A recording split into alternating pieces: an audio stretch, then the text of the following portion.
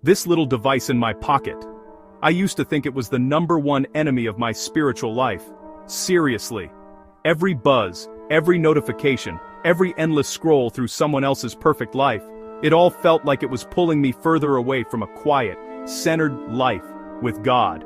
It was like a constant static, drowning out that still, small voice I was trying so hard to hear. The temptation to just go full-on hermit, chuck my phone in a lake, and find a digital-free monastery was real. I was convinced it was just a tool of distraction. Period. But then, something clicked.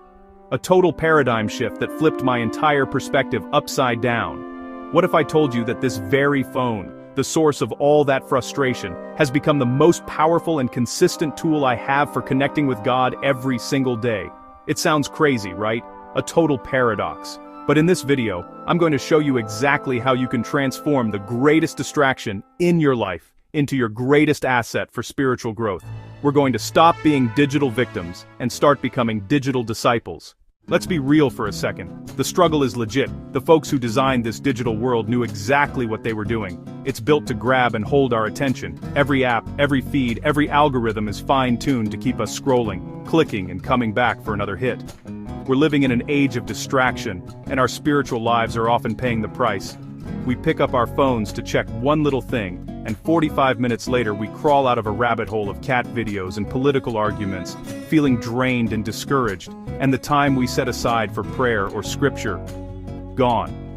But the problem is deeper than just lost time. It's about what this environment does to our hearts. We're drowning in information, and it leaves us feeling overwhelmed and just spiritually tired. We're constantly exposed to a culture of comparison, where we stack our messy real lives up against the polished public-facing highlight reels of others. This can cook up a nasty stew of envy, insecurity, and dissatisfaction that's just poison for a life of gratitude. And here's the irony. All this constant connectivity can actually make us feel more alone.